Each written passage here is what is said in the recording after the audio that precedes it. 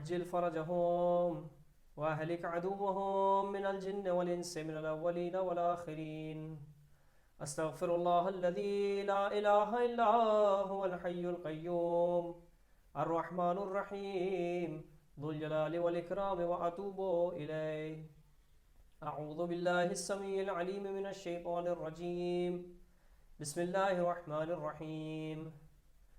اللهم كن لوليك الحجة ابن الحسن صلواتك عليه وعلى آبائه في هذه الساعة وفي كل ساعة وليا وحافظا وقائدا وناصرا ودليلا وعينا حتى تسكنه أرضك توعا وتمتعه فيها طويلا. اللهم عجل لوليك الفرج واجعلنا من أنصاره وأعوانه وشيعته وخدامه ولا تجعلنا من أعدائه ووفقنا لما تحب وترضى ولا تكلنا إلى أنفسنا طرفة عين أبدا ولا تستبدل بنا غيرنا بحق محمد وآله الطاهرين. اللهم صل على محمد وآل محمد وعجل فرجهم والعن أعداءهم أجمعين. ناظرین کرام، السلام علیکم ورحمۃ اللہ وبرکاتہ۔ ولایت اہل بیت علیہ السلام کی خوشبو کے سہارے جس معرفت کے سفر پر ہم نکلے ہیں، آج اس کی چوتھی منزل آ چکی ہے۔ جی ہاں ناظرین، معرفت اہل بیت علیہ السلام سے متعلق ہمارے اس پروگرام شمیم معرفت یعنی معرفت کی خوشبو کا آج یہ چوتھا ایپیسوڈ ہے، جس میں آپ تمام حضرات کا خیر مقدم و استقبال کرتا ہوں۔ انکار امام معصوم علیہ السلام کفر ہے کہ موضوع پر جس گفتگو کو آپ حضرات نے تیسرے ایپیسوڈ میں سماعت فرمایا تھا، اس میں یہ بات واضح ہو گئی تھی کہ اللہ تبارک و تعالیٰ نے کسی چیز پر اتنی تاکید نہیں کی جتنا امامت پر، اور لوگوں نے کسی چیز کا اتنا انکار نہیں کیا جتنا امامت کا۔ اس ایپیسوڈ میں یہ بھی بیان کیا گیا کہ ابتدائے خلقت سے اللہ نے یہ اعلان کر دیا کہ خلیفہ معین کرنا صرف اللہ کا کام ہے، اور جس نے بھی اللہ کے بنائے ہوئے خلیفہ اور امام کا انکار کیا وہ مثل ابلیس مردود ہے، ملعون ہے اور کافر ہے۔ یعنی انتخاب امام اور انتخاب خلیفہ صرف اور صرف اللہ کی ذمہ داری ہے۔ اور اسی سے جڑا ہمارا آج کا موضوع ہے، جس میں ہم یہ دیکھیں گے انشاءاللہ کہ اللہ نے کسے امام اور کسے خلیفہ بنایا ہے۔ جی ہاں عزیزان گرامی، آج کے اس چوتھے ایپیسوڈ کا موضوع ہے 12 امام کون ہیں، جس پر مزید روشنی ڈالنے کے لیے میں گزارش کرتا ہوں محترم ڈاکٹر شبیب رضوی صاحب کی خدمت میں۔ آپ تمام حضرات سے التماس ہے کہ ان کے استقبال میں اور اس پروگرام کی برکت کے لیے ایک بآواز بلند صلوات عنایت فرمائیں۔ اللہم صلی علی محمد وآل محمد وعجل فرجہم والعن اعداءہم اجمعین۔ اعوذ باللہ السمیع العلیم من الشیطان الرجیم، بسم اللہ الرحمن الرحیم۔ اللہم صلی علی محمد وآل محمد وعجل فرجہم والعن اعداءہم اجمعین۔ اللہم کن لولیک الحجۃ ابن الحسن صلواتک علیہ وعلی آبائہ فی ہذہ الساعۃ وفی کل ساعۃ ولیا وحافظا وقائدا وناصرا ودلیلا وعینا حتی تسکنہ ارضک طوعا وتمتعہ فیہا طویلا۔ اللہم اجعلنا من انصارہ وعوانہ وشیعتہ وخدامہ واتباعہ ولا تجعلنا من اعدائہ بحق محمد وآلہ الطاہرین۔ اما بعد فقد قال مولانا وسیدنا الامام الصادق علیہ السلام: ثلاثۃ لا یکلمہم اللہ یوم القیامۃ ولا یزکیہم ولہم عذاب علیم: من ادعا امامۃ من اللہ لیست لہ ومن جحد اماما من اللہ ومن زعم ان لہما فی الاسلام نصیبا۔ صدق مولانا الامام جعفر بن محمد علیہ السلام۔ جس حدیث کا انتخاب کیا ہے آج کی گفتگو کے لیے، یہ حدیث تقریباً تمام حدیث کی کتابوں میں موجود ہے، جیسے تفسیر عیاشی میں موجود ہے، اصول کافی میں موجود ہے، وسائل الشیعہ میں موجود ہے، البرہان فی تفسیر القرآن میں موجود ہے، بحر انوار میں موجود ہے، اور دیگر احادیثی کتابیں، یہ سب جو سورس بکس ہیں ان میں یہ روایت موجود ہے۔ اور اس حدیث میں امام فرماتے ہیں، راوی ہے عبداللہ ابن ابی یعفور، معتبر ہے، ثقہ ہے، یعنی بڑے راویوں میں ان کا شمار ہوتا ہے، عبداللہ ابن ابی یعفور۔ یہ کہتے ہیں کہ میں نے امام صادق علیہ السلام سے سنا کہ آپ نے فرمایا کہ ثلاثۃ لا یکلمہم اللہ یوم القیامت، 3 افراد ایسے ہوں گے کہ جن سے اللہ قیامت کے دن گفتگو نہیں کرے گا، بات نہیں کرے گا، یعنی اللہ ان سے منہ پھیر لے گا۔ ولا یزکیہم، اور نہ ہی ان کے عمل کو قبول کرے گا، چاہے جتنا عمل وہ انجام دیں، لا یزکیہم، ان کا کوئی عمل قابل قبول نہیں ہوا۔ اصل میں یزکی کا مطلب ہوتا ہے پاک کرنا، زکوٰۃ، لفظ زکوٰۃ اسی سے بنا ہے، زکا یزکی، زکوٰۃ، لیکن اس کے کئی معنی ہوتے ہیں عربی زبان میں۔ ایک تو زکوٰۃ یعنی اس کو پاک کرنا، ایک زکوٰۃ یعنی کسی چیز کی تعریف کرنا، جیسے قرآن میں ہے لا تزکوا انفسکم، خود اپنی تعریف نہ کرو، اپنے منہ سے اپنی تعریف نہ کرو۔ قرآن کہہ رہا ہے لا تزکوا انفسکم، اللہ بہتر جانتا ہے کہ کون تم میں متقی ہے۔ اور تیسرا یہ کہ عمل کو قبول کرنا، اللہ قبول کرے گا یا نہیں کرے گا۔ تو یہاں امام فرماتے ہیں ولا یزکیہم، اللہ ان کے کوئی عمل کو قبول نہیں کرے گا، وَلَهُمْ عَذَابٌ علیم، اور ان کے لیے ایک دردناک عذاب ہے، یعنی جہنم کے جو پسترین درکات ہیں، جو لوئسٹ لیولز ہیں، لوئسٹ لیولز جہنم کی، ایسے لوگوں کے لیے دردناک عذاب ہے، ذلت آمیز عذاب ہے ایسے لوگوں کے لیے۔ تو یہ 3 چیزیں ہیں، پہلے یہ کہ اللہ ان سے گفتگو نہیں کرے گا، یعنی وہ اللہ کی رحمت کے حقدار نہیں ہوں گے، اللہ کے فضل کے، اللہ کی رحمت کے حقدار نہیں ہوں گے۔ دوسرا یہ کہ اللہ ان کے کسی عمل کو قبول نہیں کرے گا، اور تیسرا یہ کہ ان کے لیے دردناک عذاب ہوگا، پینفل چسٹائزمنٹ۔ پھر امام فرماتے ہیں کون ہے یہ 3 افراد؟ حدیث کو بہت غور سے سنیے گا، یہ ولایت اور امامت کی بات ہے۔ امام فرماتے ہیں من ادعا امامتا من اللہ لیست لہو، جو دعویٰ کرے کہ وہ اللہ کی طرف سے امام ہے جبکہ امامت اس کے حق میں یا اس کے لیے نہیں ہے، امامت اس کے لیے نہیں ہے، لیکن وہ دعویٰ کر رہا ہے کہ میں امام ہوں، وہ دعویٰ کر رہا ہے کہ میں رسول اللہ کا جانشین ہوں۔ اگر کوئی یہ دعویٰ کرے کہ میں رسول اللہ کا جانشین ہوں تو ظاہر سی بات ہے کہ اس کا مطلب یہی ہوتا ہے کہ وہ یہ دعویٰ کر رہا ہے کہ امامت اس کے لیے ہے اور اللہ کی طرف سے وہ امام ہے۔ لہٰذا امام اس کو کہتے ہیں کہ جس کے بارے میں نص موجود ہو، قرآن میں نص موجود ہو، حدیثوں میں رسول اللہ نے باقاعدہ اس کے بارے میں گفتگو کی ہو، اسے امام کہتے ہیں۔ نہیں کہ کوئی بھی آ کے یہ دعویٰ کرے کہ میں امام ہوں، انشاءاللہ اس پہ تفصیلی آج گفتگو کی کوشش کریں گے۔ اور تیسری چیز ہے کہ دوسری چیز یہ، دوسرا کون ہے؟ پہلا یہ کہ جو خود امامت کا دعویٰ کرے، دوسرا وہ شخص من جحد اماما من اللہ، وہ شخص جو اللہ کی طرف سے جس کو امام بنایا گیا ہے اس کا انکار کرے۔ عربی میں انکار کے لیے ایک لفظ استعمال ہوتا ہے جحود۔ جحود کا مطلب یہ ہوتا ہے کہ الانکار بعد المعرفہ یا الانکار مع المعرفہ، یعنی آپ جانتے ہیں اور جانتے ہوئے بھی انکار کرتے ہیں، اس کو کہتے ہیں جحود۔ تو جس نے اگر انکار کیا جانتے ہوئے کہ مثلا جانتے ہوئے کہ علی رسول اللہ کے جانشین ہیں اور رسول اللہ نے علی کی ولایت کا بار بار اعلان کیا، دعوت ذوالعشیرہ سے لے کر اور غدیر خم تک، اور اس کے بعد جو آخری خطبہ جو مسجد میں دیا وہاں تک مسلسل رسول اللہ نے اعلان کیا علی کی ولایت کا۔ اب اس کے بعد بھی اگر کوئی کہے کہ ہم نہیں مانتے ہیں تو یہ 3 سزا کا حقدار ہوگا۔ کون سی 3 سزا؟ پھر سے آپ کو یاد دلائیں، 1 اللہ اس سے گفتگو نہیں کرے گا، 2 اللہ اس کے کسی عمل کو قبول نہیں کرے گا، اور 3 اس کے لیے دردناک عذاب ہوگا۔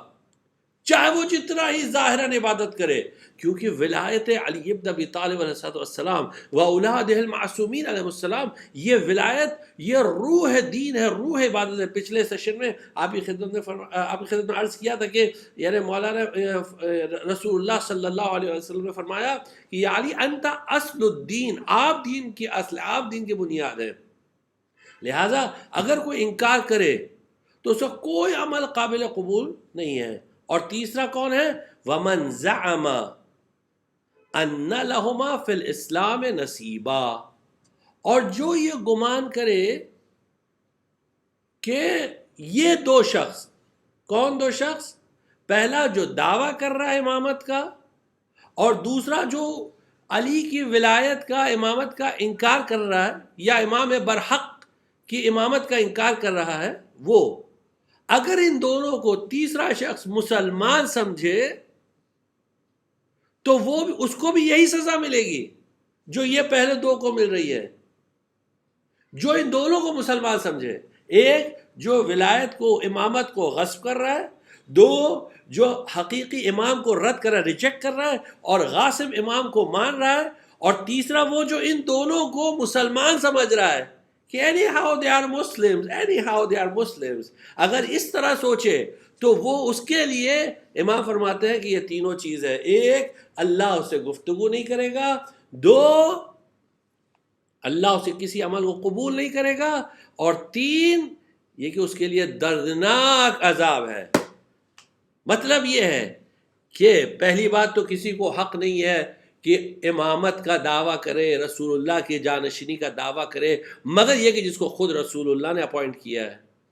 دو، اگر کوئی جانتا ہے کہ یہ امام برحق ہے تو ان کو مانے، اگر وہ جانتا ہے، اس کو معرفت ہے، تو پھر وہ کسی طرح وہ حقیقی امام کو نہ چھوڑے کسی بھی حالت میں۔ اور تین، اگر تیسرا شخص وہ جانتا ہے کہ حق یہ ہے، حق یہ ہے، اور یہ جو ماننے والا ہے یہ بھی غلط ہے، تو اس کو اپنی آواز بلند کرنا چاہیے ان دونوں کے خلاف، کہنا چاہیے کہ یہ بھی باطل، یہ بھی باطل، اور حق یہ ہے۔ یہ بہت امپورٹنٹ چیز ہے۔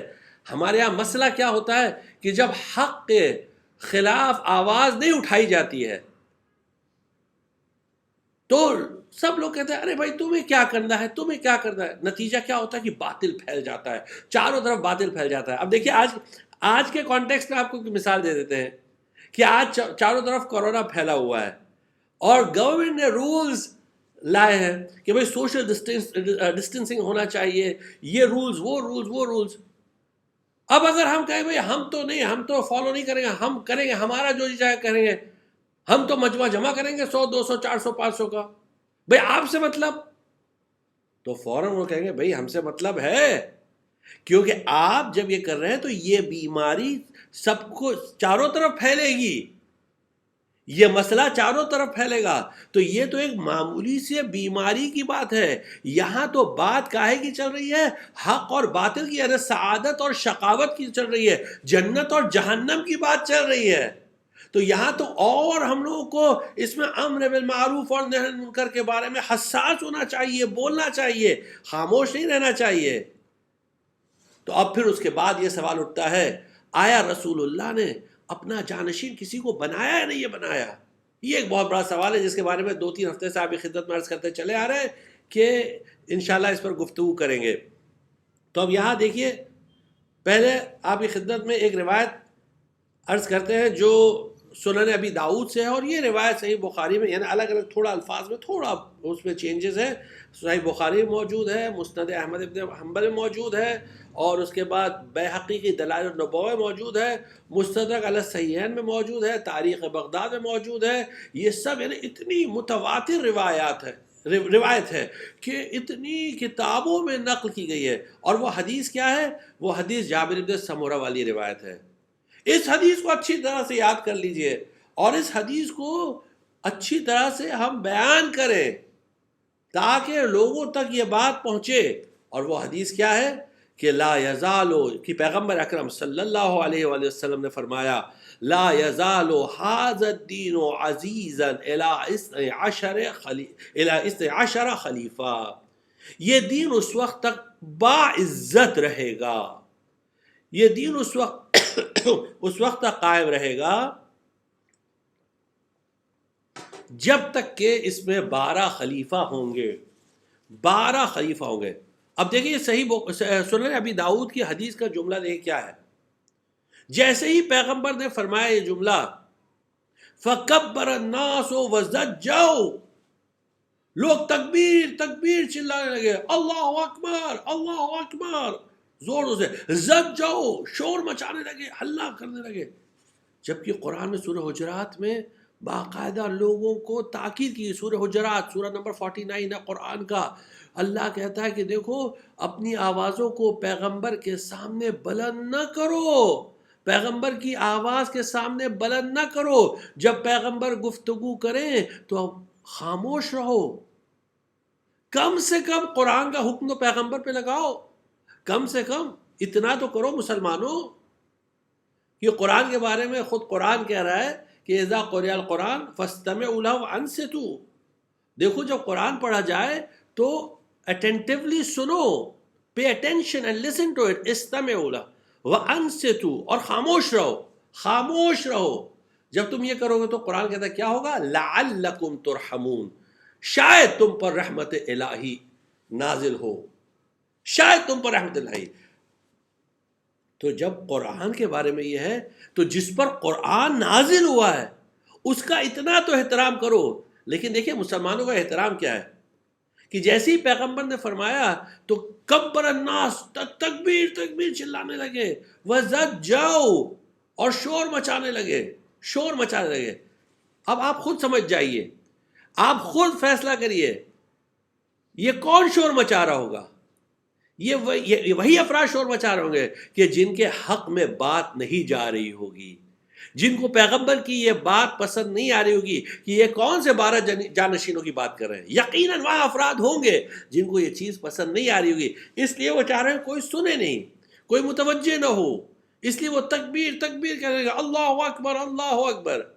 تو اب کوئی یہ نہ کہے ارے کم سے کم اللہ اکبر بول رہے تھے. نہیں، اللہ اکبر تو آج کا داعش بھی بولتا ہے بے گناہوں کا گلا کاٹ کاٹ کے، کہتا اللہ اکبر اللہ اکبر. تو اللہ اکبر چلانا معیار نہیں ہے حق اور باطل کا. تو چلانا یہ دکھا صحیح سنن ابی داؤد میں موجود ہے.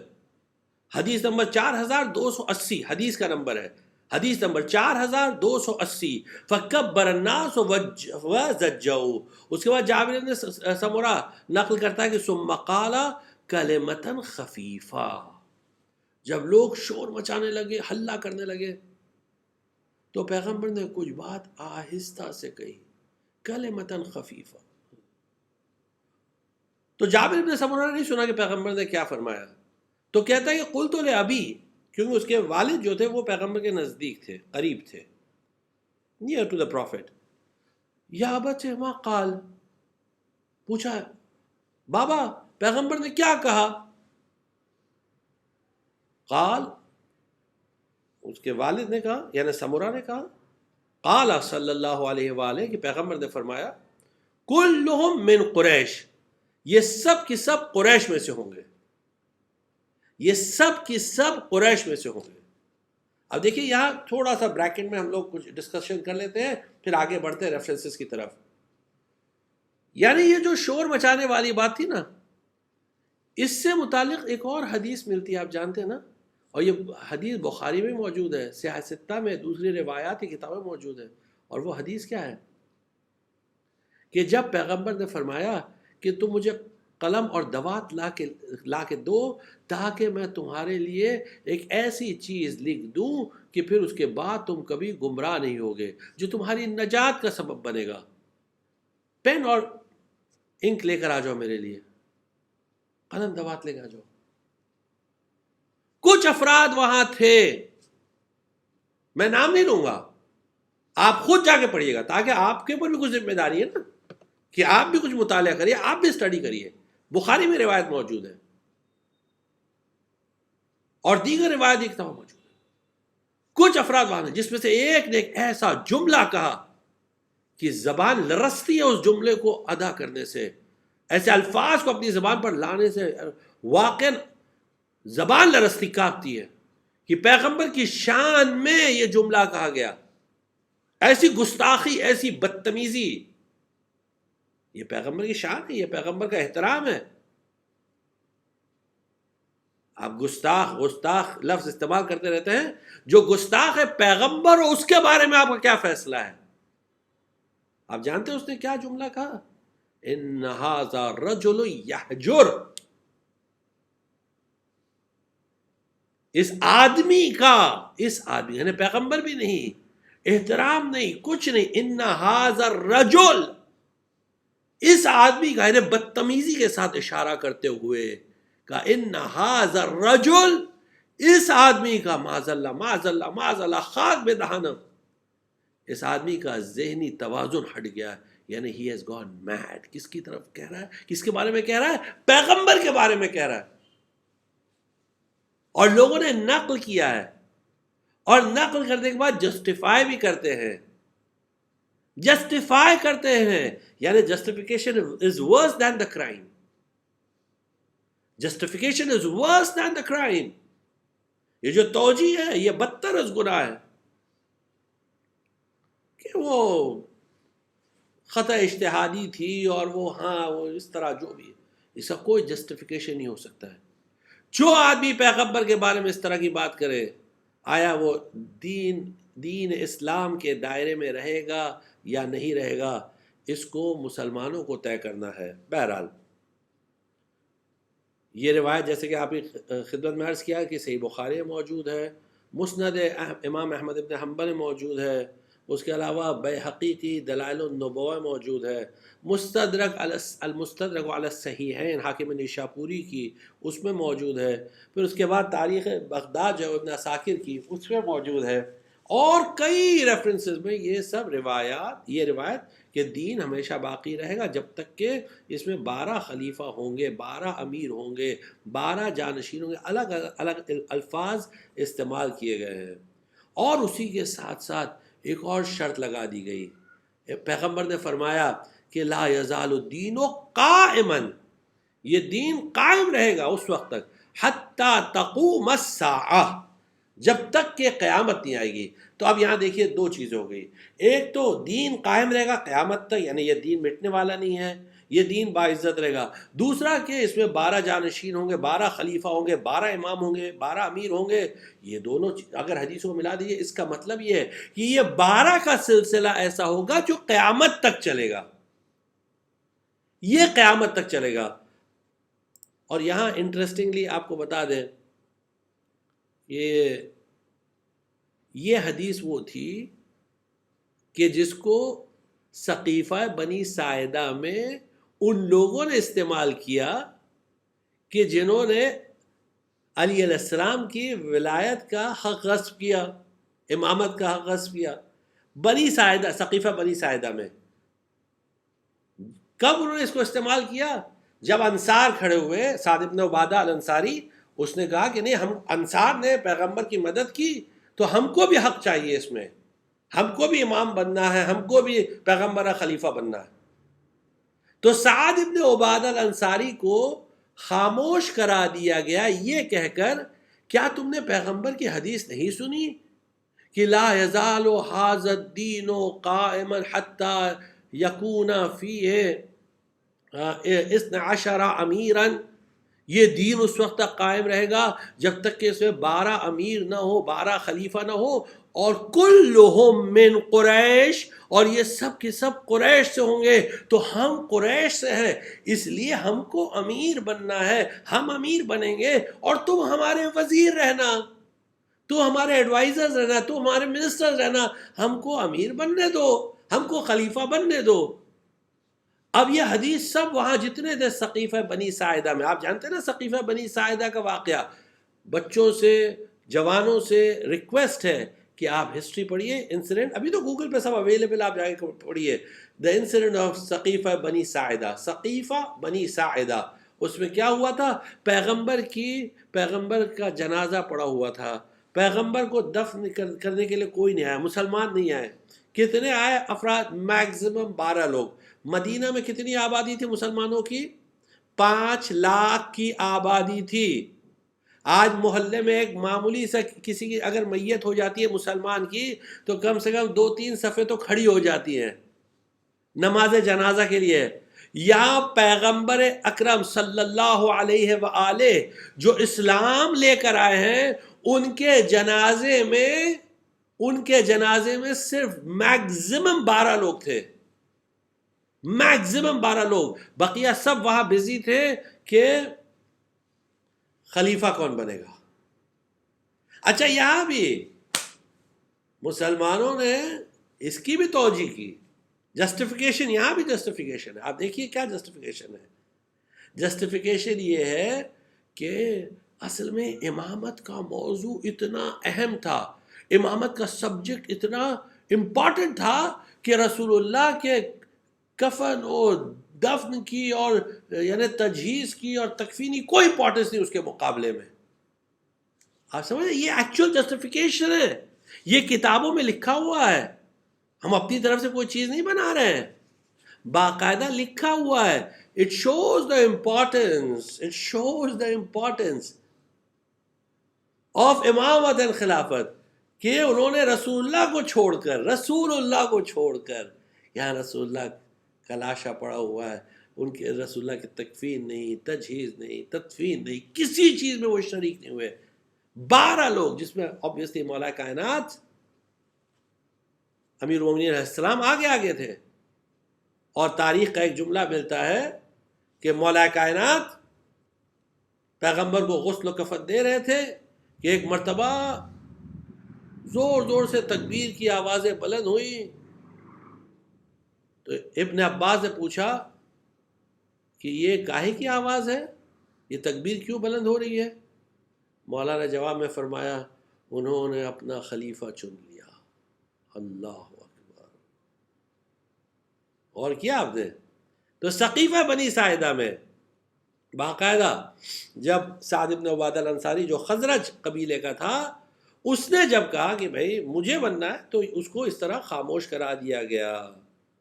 اب آئیے دیکھتے ہیں کہ مورخین نے، ہسٹورینز نے یہ 12 اماموں کو کس طرح جسٹیفائی کیا، کہاں سے لے کر آئے، کیا کیا. کیونکہ اب یہ ایک ایسی حدیث تھی جو ان کے گلے کی ہڈی بن گئی، گلے کی ہڈی بن گئی. پہلے آپ کی خدمت نام بتا دیں کیا نام، اس کے بعد پھر ایسے مختصراً کس طرح انہوں نے اس کو جسٹیفائی کیا. پہلے تو کہتے ہیں کہ خلفائے راشدین یعنی 4 خلیفہ، اور جس میں چوتھے علی السلام، ان کے حساب سے ان کی بات کر رہے ہیں، اپنی بات نہیں ہے. اگر ہم لوگ just for the sake of argument مان لیں کہ اوکے چلو ٹھیک ہے، just for the sake of argument, یہ صرف آرگیومنٹ کے لیے ہے، ورنہ ہم لوگ نہیں مانتے، ہمارے لیے علی فرسٹ. لیکن بہرحال just for the sake of argument. اس کے بعد یہ جو آپ کی خدمت میں عرض کر رہے ہیں یہ تفسیر ابن کثیر میں موجود ہے اور بیہقی کی دلائل النبوہ میں موجود ہے. اس حدیث کو نقل کرنے کے بعد انہوں نے اس طرح جسٹیفائی کیا ہے. تاریخ ابن کثیر، معاف کریے گا، تاریخ ابن کثیر میں موجود ہے. اس کے بعد کون ہے؟ معاویہ، 5واں معاویہ، 6واں یزید، 7واں کون ہے؟ عبد الملک ابن مروان، ولید ابن سلیمان، عمر ابن عبد العزیز، یزید ابن عبد الملک، ہشام ابن عبد الملک، ولید ابن یزید ابن عبد الملک. اب آگے سمجھ میں نہیں آ رہا، آگے رک گئے. اب آگے کس کو بولیں؟ پہلی بات تو یہ سلسلہ آپ یہاں رک کیوں گئے اور آگے بڑھتے تو 12 سے زیادہ تعداد ہوگی، ایک دم سمپل ہے. دوسری بات یہ ہے کہ آپ بقیہ کو چھوڑ دیجئے، ابھی اس کے ڈیٹیل میں نہیں جانا ہے، ورنہ اگر ڈیٹیل میں اس کے آئے تو پھر بہت سارے پرابلمز ایجاد ہو جائیں گے. یزید رسول اللہ کا جانشین تھا، رسول اللہ خلیفہ تھا. اگر یزید رسول اللہ کا خلیفہ اور رسول اللہ کا جانشین ہے تو ایسے اسلام پر سلام. کیونکہ یزید کون ہے؟ یہ یزید وہ ہے جس نے 61 ہجری میں، یعنی پہلے اس کے بارے میں جو تاریخی کتابوں میں لکھا ہوا، شیعہ کتابوں کی بات نہیں کر رہے، یہاں شیعہ کتابوں کی بات ہی نہیں ہو رہی ہے، یہ سب اہل تسنن کی کتابوں میں لکھا ہے، تاریخ کی کتابوں میں لکھا ہے. یزید شراب خور تھا، یزید زانی تھا، یزید جو ہے بندروں اور کتوں سے کھیلتا تھا، یہ سب اس کی خصوصیات موجود ہیں، یہ سب اس کی خصوصیات موجود ہیں۔ وہ یزید سن 61 ہجری 61 ہجری میں اس نے رسول اللہ صلی اللہ علیہ وآلہ کے نواسے امام حسین علیہ السلام کو شہید کیا۔ 62 ہجری میں اس نے مدینے کو تاراج کیا، مدینے کو اٹیک کیا۔ اور کیسا اٹیک کیا، کیسے پلنڈر کیا مدینے کو آپ جانتے ہیں؟ کہ اس کے سولجرز نے مدینے کی لڑکیوں کو، عورتوں کو ان کے ساتھ بدسلوکی کی، جس کی وجہ سے 1,00,000 ناجائز بچے پیدا ہوئے اس سال مدینہ میں۔ 1,00,000 سے زیادہ، یعنی 1,00,000 تقریباً، یا ایک بڑی تعداد، اگر آپ 1,00,000 نہ بھی بولیں، بڑی تعداد جو ہے وہ پیدا ہوئی ناجائز بچوں کی۔ یہ یزید کے سپاہیوں میں، جبکہ پیغمبر کی حدیث کیا تھی آپ جانتے ہیں؟ پیغمبر کی حدیث ہے کہ من اخاف اہل المدینہ اخافہ اللہ یوم القیامہ، جس نے مدینے والوں کو ڈرایا اللہ قیامت کے دن اسے ڈرائے گا۔ اور بندے کے ڈرانے میں اور اللہ کے ڈرانے میں ایسا فرق ہے جس کا مقایسہ، کمپیریزن نہیں کیا جا سکتا ہے۔ اگر اللہ کسی کو ڈرائے تو آپ سمجھ سکتے ہیں اس کی کیا حالت ہوگی، اس کی کیا کیفیت ہوگی۔ آپ جانتے ہیں اس کی کیا حالت ہوگی؟ من اخاف اہل المدینہ اخافہ اللہ یوم القیامہ، قیامت کے دن اللہ اس کو ڈرائے گا۔ اس یزید کو آپ کہہ رہے ہیں کہ رسول اللہ کا خلیفہ ہے؟ یہ 62 ہجری کی بات تھی۔ 63 ہجری میں اسی یزید نے اپنی فوج کو بھیجا اور اس کی فوج نے خانہ کعبہ پر حملہ کیا، آگ کے گولے برسائے خانہ کعبہ پر۔ مسلمانوں سے سوال ہے، غیرت دار مسلمانوں سے، جن میں غیرت ہوتی ہے، بغیرتوں سے کوئی تعلق نہیں ہے، کوئی خطاب نہیں، کوئی ڈسکشن نہیں، بغیرتوں سے کوئی مطلب نہیں، غیرت دار مسلمانوں سے، کہ اگر آپ کے سامنے کوئی کچھ نہ کرے، خالی خانہ کعبہ کے بارے میں دو لفظ برا کہے، کیا آپ کی غیرت اس بات کو قبول کرے گی؟ آپ یا تو اس سے بات کرنا چھوڑ دیں گے، یا تو اس کو آپ برا بھلا بولیں گے۔ اگر غیرت دار مسلمان ہے، کبھی غیرت دار مسلمان قبول نہیں کرے گا۔ اور یہاں اس کا نام لکھا جا رہا ہے کہ رسول اللہ کا جانشین۔ آپ دیکھیے المیہ یہ ٹریجڈی ہے۔ اس کے بعد عبد الملک ابن مروان، ولید بن سلیمان اور یہ بنی امیہ کے بادشاہ، اگر ایک ایک کے کارنامے اگر آپ کو بتائے جائیں تو آپ حیران ہو جائیں گے۔ بس تاریخ پڑھیے، ایک ایک کی حرکتیں پڑھیے کیا ہے۔ شراب پی کے پڑے رہتے تھے، شراب پی کے، نماز کا ٹھکانہ نہیں، 2 کے بجائے 4 رکعت پڑھا رہے ہیں، نماز صبح 2 رکعت کے بجائے 4 رکعت، اور محراب میں قے کر رہے ہیں شراب کی نشے کی وجہ سے، قے کر رہے ہیں، وامٹ کر رہے ہیں۔ اور اس کے بعد اٹھ کے پوچھتے ہیں اگر آپ لوگ کا دل نہیں بھرا ہو نماز سے تو اور پڑھا دیں۔ یہ بنی امیہ کا حال تھا، یہ بنی امیہ کا حال تھا۔ اور ان کو بتا رہے کہ یہ رسول اللہ کے جانشین، رسول اللہ کے خلفاء، اللہ اکبر۔ اس کے بعد دوسری لسٹ، اچھا اس میں ایک اور امپورٹنٹ، پہلی لسٹ میں ایک اور چیز تھی کہ آپ نے غور کیا کہ اس لسٹ میں علی علیہ السلام کے بعد نہ امام حسن مجتبیٰ علیہ السلام کا نام ہے، نہ امام حسین علیہ السلام کا نام ہے۔ آپ نے غور کیا اس پہ؟ یعنی حسنین کریمین علیہم السلام کا نام نہیں اس فہرست میں۔ اور یہ سب جو شرابی، جواری، یہ سب تھے، ان کا نام لا دیے۔ یعنی وہ جن کے بارے میں پیغمبر نے فرمایا سیدہ شباب اہل الجنہ، اور یہ معتبر حدیث اور یہ متواتر حدیث کہ حسن اور حسین جنت کے جوانوں کے سردار ہیں، ان کا نام نہیں فہرست میں۔ یعنی ان کے ساتھ اسلام باعزت نہیں ہے، اور ان شرابیوں کے ساتھ باعزت. آپ دیکھیے یہ دین ہے. جو آج آپ بربادی دیکھ رہے ہیں اس کی وجہ یہ ہے. اب دوسری فہرست دیکھ لیجئے. یہ فہرست جو ہے وہ السواق المحرقہ میں موجود ہے جو ابن حجر مکی کی ہے، اور دوسری جو ہے تاریخ الخلفاء جو جلال الدین سیوطی کی ہے.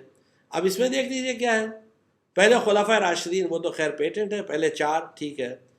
انہوں نے ایک فضل کیا، ایک بڑی مہربانی کی کہ امام حسن مجتبیٰ علیہ السلام کا نام لے آئے 5ویں خلیفہ کی حیثیت سے، لیکن امام حسین علیہ السلام کا نہیں لے کر آئے، ان کا نہیں لے کر آئے. اب سمجھ میں نہیں آتا ہے کہ امام حسین علیہ السلام سے کیا بغض ہے، کیا عداوت ہے، یہ نہیں سمجھ میں آتا. بہرحال آگے بڑھتے ہیں. پھر اس کے بعد معاویہ ابن ابی سفیان. آپ غور کریے، ناموں پر غور کریے، دیکھیے کیا ہے. عبداللہ ابن زبیر. یہ عبداللہ ابن زبیر کون ہے؟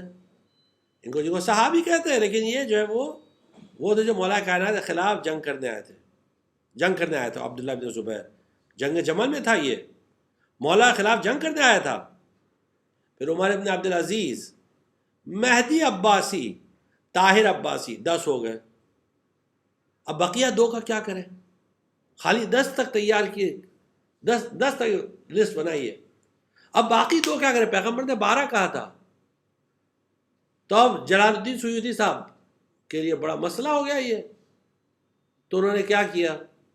کہا 2 موعود ہوں گے، منتظر 2 مہدی موعود ہوں گے جن کا انتظار کیا جائے گا. غور کیا آپ نے؟ اور وہ آئیں گے، 2 آئیں گے. اب دیکھیے حدیثوں میں ہر جگہ 1 ہے، انہوں نے اس کو 2 کر دیا. یعنی شیعوں کے 1 مہدی کو ماننے کو تیار نہیں، اپنے خود کے 2 بنا دیے، کیونکہ فہرست میں ایڈجسٹ نہیں ہو رہا تھا، تو اس لیے ایڈجسٹ کرنے کے لیے اس طرح. اسی لیے مولوی کا ایک شعر یاد آ گیا جلال الدین رومی کا، کہ اس نے کہا کہ چشم باز و گوش باز و این اما، حیرتم از چشم بندی خدا. کہ اس کی آنکھیں بھی کھلی ہوئی ہیں اور اس کے کان بھی کھلے ہوئے ہیں. چشم باز و گوش باز و این اما، اور اس کے باوجود یہ اندھا ہے. مجھے تعجب ہوتا ہے کہ اللہ کس طرح لوگوں کو اندھا کر دیتا ہے، سب کچھ ہوتے ہوئے بھی اندھا. دیکھیے ایک دم سامنے کی چیز ہے. تو اس کا ریفرنس بھی آپ ایک دم واضح ہے کہ سواق المحرقہ میں صفحہ نمبر 19 ہے، اور تاریخ الخلفاء میں صفحہ نمبر 12 ہے، اور باقاعدہ انہوں نے اس کا ڈسکشن کیا ہے. آپ غور کریے گا اس پر. اس میں ہم لوگ چند سوال ان سے یہ پوچھتے ہیں کہ یہ آپ فہرست کو کیسے جسٹیفائی کریں گے قیامت تک؟ یہ تو سلسلہ ٹوٹ گیا بیچ میں. اگر آپ عباسی حکومت کے 2 بادشاہ تک ہیں، مہدی عباسی، طاہر عباسی، تو طاہر کے بعد کون؟ پھر وہاں سلسلہ رک گیا. تو جب تک کہ وہ 2 مہدی آپ کے حساب سے نہیں آئیں گے تب تک کہ کون ہے پھر؟ اس کا مطلب پھر اسلام باعزت نہیں ہے. تو جب یہ سلسلہ ٹوٹ گیا تو پیغمبر کی یا تو پیغمبر کی حدیث غلط ہوگی، معاذ اللہ، یا تو پھر آپ نے جو سلسلہ بنایا وہ غلط ہوگا. اور پھر اس کے بعد آپ کا جو سلسلہ ہے اس میں میکزیمم تیسری صدی ہجری تک سلسلہ چلتا ہے، اس کے آگے نہیں چلتا ہے. تو اب آپ طے کر لیجئے کہ کرنا کیا ہے. بس اسی لیے ہم شیعہ آپ سے گزارش یہ کرتے ہیں کہ ایک مرتبہ شیعہ روایات کو بھی دیکھ لیجئے. البتہ ابن مغازلی جو شیعہ نہیں تھے، انہوں نے اپنی کتاب مناقب آل ابی طالب میں باقاعدہ روایت نقل کی ہے، اور اس کو کفایت الاثر میں ابن خزاز قمی نے نقل کی ہے، علامہ مجلسی نے بحر الانوار میں نقل کی ہے، اور یہ احقاق الحق میں قاضی نور اللہ ششتری یا شہید ثالث نے نقل کی ہے. باقاعدہ یہ روایت موجود ہے. ابقات الانوار میں میر حامد حسین ہندی کنتوری رضوان اللہ تعالی علیہ نے نقل کی ہے. یہ سب علماء نے اس حدیث کو نقل کیا ہے کہ ایک یہودی جس کا نام تھا جندل ابن جنادہ، یہ آیا پیغمبر کے پاس اور کہنے لگا کہ اے محمد صلی اللہ علیہ وآلہ، میں نے سنا ہے کہ آپ نے نبوت کا دعویٰ کیا ہے. پیغمبر نے کہا درست ہے. کہا کہ اگر آپ جو ہے وہ میرے سوالوں کا جواب دے دیں تو میں آپ کے ہاتھوں پر اسلام قبول کروں گا، لیکن شرط اس میں یہ ہے کہ آپ کا جو جواب ہونا چاہیے وہ اس طرح ہونا چاہیے جس طرح توریت میں لکھا ہوا ہے، جس طرح توریت میں ہے ویسا جواب ہونا چاہیے. پیغمبر نے فرمایا یا ابا عمارہ، سوال کر جو بھی تجھے سوال کرنا ہے. اس نے سوالات کیے، پیغمبر نے سوالوں کے جواب دیے، اس نے کہا کہ بالکل ایگزیکٹلی یہی آنسر جو ہے وہ توریت میں موجود ہے، یہی جوابات۔ پھر اس نے کہا اب میرا ایک اور سوال ہے کہ آپ اپنے جانشینوں کے نام بتائیے۔ پیغمبر نے نام گنانا شروع کیا، علی، حسن، حسین۔ جب یہاں پہنچے تو اس نے کہا ایگزیکٹلی ایسے ہی توریت میں ہے کہ یوشا، علی کے عوض میں یوشا، اور ان کے یوشا کے 2 بیٹے شبر و شبیر، یہ 2 بیٹے توریت میں بھی بالکل ایسے ہی لکھا ہوا ہے۔ اس کے بعد پیغمبر نے اور بقیہ کے نام بتائے۔ یہ ابن مغازلی جو اہل تسنن کے بہت بڑے مورخ تھے، انہوں نے اپنی کتاب میں نقل کیا ہے کہ پیغمبر نے نام بتائے، اور وہ یہودی جندل ابن جنادہ اس نے پیغمبر کے ہاتھوں پر اسلام قبول کیا، پیغمبر کے ہاتھوں پر اسلام قبول کیا اور کہ میں اسلام لے آیا۔ تو دیکھیے بالکل سمپل ہے، ایک دم سمپل چیز ہے کہ اگر ہم مانیں تو بالکل واضح ہے، ایک دم کلیئر ہے۔ اب یہاں ہم لوگ آگے بڑھتے ہیں ایک حدیث کی، بلکہ یعنی آپ کیا کہیں، حدیث تو نہیں ہے، ویسے شیخ صدوق نے اپنا عقیدہ بیان کیا ہے کہ ہمارا عقیدہ، کہ آپ جانتے ہیں شیخ صدوق کی ایک کتاب ہے اعتقاد ہونا۔ پہلے ہم شیخ صدوق کے بارے میں بتا دیں کہ شیخ صدوق ہیں کون، تاکہ جو سامعین ہیں، جو لسنرز ہیں، جو ویورز ہیں، ان کے لیے کلیئر ہو جائے کہ ہم لوگ بات کس کی کر رہے ہیں۔ شیخ صدوق ان کا ٹائٹل تھا، صدوق یعنی بہت سچ بولنے والا۔ یہ کون تھے؟ ان کا نام تھا محمد ابن علی ابن موسیٰ، محمد ابن علی ابن حسین ابن موسیٰ ابن بابویہ القمی رضوان اللہ تعالی علیہ۔ یہ غیبت کبریٰ میں جب غیبت صغریٰ کا سلسلہ ختم ہوا 329 ہجری میں، شیخ صدوق کی ولادت تقریباً 308 ہجری میں ہوئی، اور انہوں نے شیخ کلینی کا بھی زمانہ دیکھا، ان کے سامنے بھی زانو ادب طے کیا، یعنی ان کے اسٹوڈنٹ رہ چکے تھے۔ اور اس کے بعد شیخ صدوق محدث بنے، اور نہ صرف محدث بنے بلکہ ہمارے یہاں ان کا وہ درجہ ہے کہ ان کو صدوق کے لقب سے پکارا جاتا ہے، اور ان کا ٹائٹل ہے رئیس المحدثین۔ رئیس المحدثین means the chief of the traditionalists، یعنی جتنی جو فہرست ہے اس میں ان کا وہ درجہ، وہ مقام ہے۔ یہ شیخ صدوق ہے۔ شیخ صدوق کی خصوصیت یہ تھی کہ وہ سوائے حدیثوں کے اور گفتگو نہیں کرتے تھے۔ ان کی جتنی باتیں، جو بھی چیز وہ لکھتے تھے، صرف حدیثوں کی روشنی میں لکھتے تھے، حدیثوں کی روشنی میں، صرف یہ ان کا کمال تھا۔ اور ان کے بڑے بڑے شاگرد تھے، بڑے بڑے کنٹمپریریز تھے، سب نے ان کے سامنے جو ہے وہ زانو ادب طے کیا ہے اور ان کو مانا ہے۔ اور تاریخ میں جتنے بڑے بڑے ہمارے ہاں محدثین گزرے ہیں، سب نے شیخ صدوق کو مانا ہے۔ دیکھیے آج کل کچھ لوگ آ گئے ہماری سوسائٹی میں، اور ہمیں تو ڈاؤٹ ہے کہ وہ شیعہ ہے کہ بھی نہیں ہے۔ لباس شیعوں کا ہے، جو لبادہ ہے وہ شیعوں کا ہے، باقاعدہ اپیرنس جو ہے نا، قیافہ پورا شیعوں کا ہے ظاہراً، لیکن وہ ائمہ علیہ السلام کی عصمت کا انکار کرتے ہیں، حدیثوں کا انکار کرتے ہیں، نبی یعنی انبیاء کی عصمت کا انکار کرتے ہیں، حتیٰ کہ رسول اللہ صلی اللہ علیہ وسلم کی بھی عصمت کا انکار کرتے ہیں، ان کی انفیلیبلٹی کا انکار کرتے ہیں، اور کہتے ہیں ان سے غلطی ہو سکتی ہے۔ روایات کا پوری طرح انکار کرتے ہیں اور کہتے ہیں ہماری منہج قرآنی ہے۔ یہ ان کا سلوگن ہے، آپ اس سلوگن کو یاد رکھ لیجئے، اس کو اچھے سے محفوظ کر لیجئے۔ یہ ان کے ورڈز ہیں، یہ تھوڑا اگر تھوڑا بدلے بھی تو اس کو سمجھ لیجئے گا کہ بھئی یہ وہی لوگ ہیں کہ ہمارا جو اپروچ ہے، منہج یعنی اپروچ، جو روش، جو ہماری روش ہے وہ روش قرآن کی روش ہے، یعنی ہم صرف قرآن سے گفتگو کرتے ہیں۔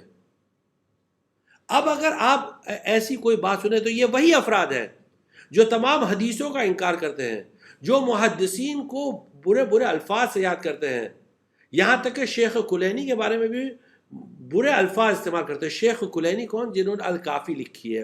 علامہ مجلسی کے بارے میں برے برے الفاظ استعمال کرتے ہیں، ان کی توہین کرتے ہیں، اور یہ سب کی دلیل موجود ہے، دلیل موجود ہے، یعنی ایسے ہوا میں بات نہیں ہے، باقاعدہ ان کے واٹس ایپ پہ جو ان کے چیٹس ہیں وہ چیٹس موجود ہیں۔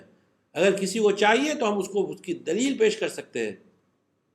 تو یہ انہوں نے علامہ مجلسی کے بارے میں ایک دم یعنی منحرف اور گمراہ اور اس طرح کے الفاظ استعمال کیے ہیں.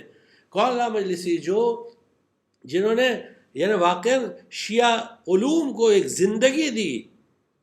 اور آج جو ایران شیعہ ہے اس میں علامہ مجلسی کا بہت بڑا ہاتھ ہے. علامہ حلی کے ساتھ ساتھ علامہ مجلسی کا بھی بہت بڑا ہاتھ ہے. جو لوگ تاریخ سے واقف ہیں وہ اچھی طرح جانتے ہیں. ورنہ ایران شیعہ نہیں تھا. Iran as a country Shia country نہیں تھی. لیکن یہ دو ہمارے ہاں علماء علامہ حلی رضوان اللہ تعالی علیہ اور علامہ مجلسی رضوان اللہ تعالی علیہ، ان کا بہت بڑا کنٹریبیوشن تھا. بہرحال یعنی علمی اعتبار سے بتا رہے ہیں کہ علامہ مجلسی اور دیگر یعنی یہ سب نے شیخ صدوق رضوان اللہ تعالی علیہ کا لوہا مانا ہے، ان کی بزرگی کو ایکسیپٹ کیا ہے. یہ شیخ صدوق ان کی بہت بڑا مقام ہے ان کا. اور ان کی کتابیں ویسی ہیں، یعنی جو کتب اربعہ ہمارے یہاں 4 کتابیں ہیں اس میں سے ایک کتاب ان کی ہے من لا یحضر الفقیہ، یہ ان کی کتاب ہے. تو انہوں نے کتاب لکھی ہے اعتقادنا. اب یہ یاد رکھیے گا کہ یہ حدیث میں اس کتاب میں جتنی بھی باتیں ہیں یہ سب حدیثوں کی روشنی میں ہے. تو اگر کوئی بھی بات اگر آپ کو جس پہ آبجیکشن ہو تو آپ سوال پوچھیے گا کہ اس میں حدیث لے کر آئیے تو حدیث بھی لا دی جائے گی. لیکن یہ ایک یعنی ایک ان کے پیراگراف میں بہت طولانی ہے، انشاءاللہ نیکسٹ ٹائم اس کو کنٹینیو کریں گے. اس میں تمام عقائد امامت کے متعلق بہت ہی مختصراً ایک ایک لائن میں آ گئے ہیں، لیکن انشاءاللہ اس کو ہم لوگ ڈسکس کریں گے. آج خالی ایک لائن صرف پڑھیں گے اس جملے کی. ان کی کتاب اعتقادنا کتاب کا نام ہے، اور اس کا انگلش میں بھی ٹرانسلیشن ہوا ہے شیعائٹ کریڈ کے نام سے. آصف علی فیضی نے اس کا ترجمہ کیا ہے، شیعائٹ کریڈ. یہ شیخ صدوق کی کتاب ہے رضوان اللہ تعالی علیہ. شیخ صدوق کہتے ہیں اعتقادنا ہمارا عقیدہ، ہماری بلیف، فی الظالمین ظالموں کے بارے میں. یعنی کون ظالم؟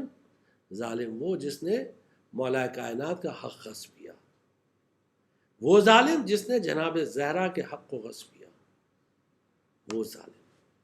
وہ ظالمین جنہوں نے صرف غصب نہیں، صرف غاصب نہیں، جنہوں نے ان کی مدد کی. صرف وہ نہیں جو خاموش رہے اور تماشا دیکھتے رہے. یہ سب ظالم ہیں. یہ سب اس فہرست میں آتے ہیں جو ان کے فعل سے راضی تھے، ان کے ایکشن سے راضی تھے. اعتقادنا فی الظالمین، ہمارا عقیدہ یہ ہے ظالموں کے بارے میں، انہم ملعونون، کہ یہ ملعون ہیں، یعنی اللہ کی لعنت ہے ان پر. آپ غور کریں، یہ شیخ صدوق کا الفاظ ہے. اب اگر کوئی کہے کہ اس کا پروف لائیے اس کی نہیں، تو سینکڑوں روایات ہیں، ایک نہیں ہنڈریڈز میں ٹریڈیشنز ہیں، حدیثیں ہیں ہنڈریڈز میں. اعتقادنا فی الظالمین انہم ملعونون، اللہ کی لعنت ان پر ہے. والبراءۃ منہم واجبۃ، اور ان سے براءت واجب ہے، یعنی تبرع ان پر واجب ہے. اب اس میں بہت سارے جسٹیفیکیشن ہوتے ہیں، وہ ابھی وقت نہیں کہ اس کو ڈسکس کریں. بس شیخ صدوق اس کے بعد آگے بڑھتے ہیں، اور انہوں نے جو ہے وہ قرآن کی آیتوں سے چیزوں کو ثابت کیا، جو انشاءاللہ ہم لوگ نیکسٹ ٹائم اس کو تفصیل سے ڈسکس کریں گے. لیکن پھر سے ایک مرتبہ چلتے ہیں اس حدیث کی طرف کہ میرے بعد 12 جانشین ہوں گے. انہوں نے اس طرح نام لیے. اب جب وہ کسی طرح جسٹیفائی نہیں کر پائے تو انہوں نے کیا کیا؟ انہوں نے یہ کہا کہ یہ حدیث کس کے لیے ہے؟ کہتے ہیں وہ جو مستحق ہے امامت کے لیے وہ 12 افراد ہوں گے، لیکن وہ کون ہیں ان کے بارے میں ہم کو نہیں معلوم. عجیب جسٹیفیکیشن آپ دیکھیے، 12 ہیں لیکن وہ کون ہے ہم کو نہیں معلوم. کیسے نہیں معلوم ہے آپ کو؟ آپ اتنے بھولے کیوں بن گئے کہ آپ کو نہیں معلوم؟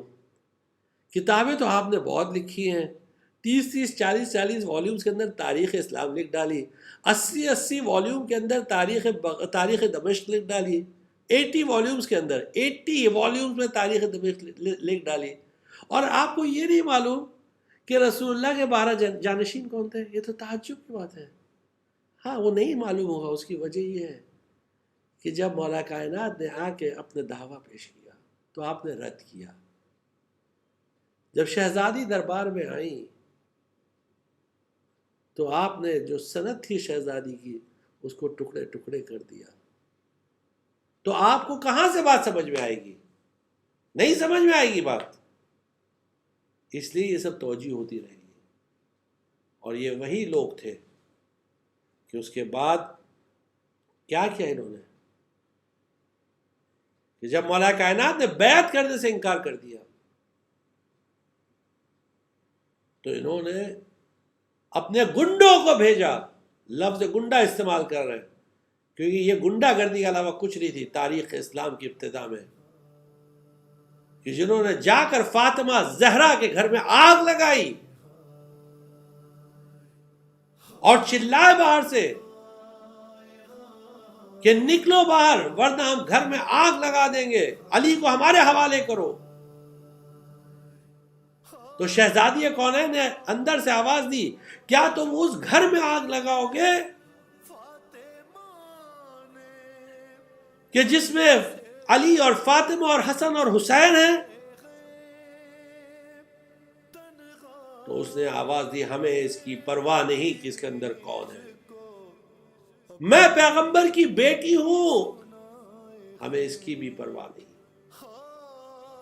اور آگ لگائی اور دروازے میں آگ لگائی اور شہزادی دروازے کے پیچھے تھی اور اس طرح سے دروازے کو اس نے لات مارا کہ دروازہ شہزادی پر گرا، جلتا ہوا دروازہ. شہزادی در و دیوار کے درمیان میں آواز دے رہی تھی، یا ابچے، بابا مدد کے لیے آئیے. آیت اللہ وحید خراسانی کہتے ہیں کہ شہزادی نے رسول اللہ کے ساتھ اس وقت امام زمان کو یاد کیا، یا ولدی مہدی، بابا دیکھیے آپ کی امت نے کیا کیا میرے ساتھ.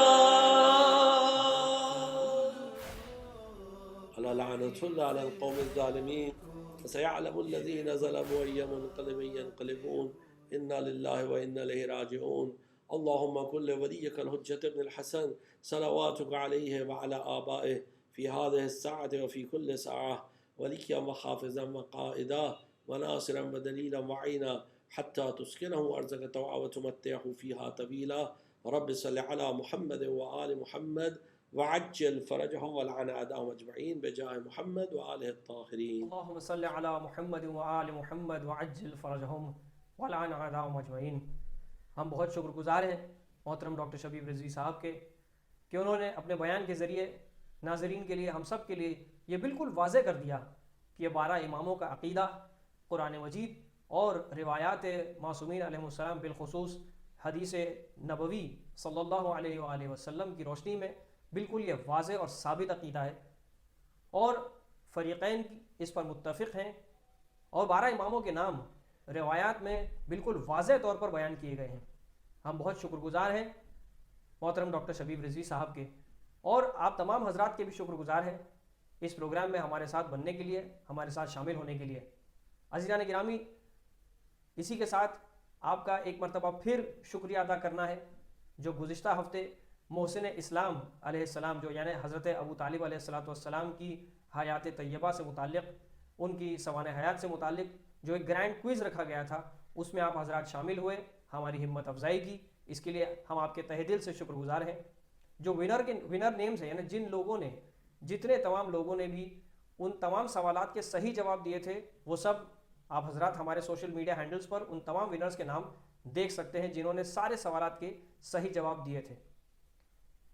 اور عزیزان گرامی، اس شمیم معرفت چلتے چلتے، چونکہ معرفت اہل بیت علیہ السلام سے کے عنوان سے گفتگو ہو رہی ہے، 12 امام کے عنوان سے گفتگو ہوئی، جس کے سربراہ حضرت ابو الائمہ امیر المومنین علی ابن ابی طالب علیہ السلام ہے.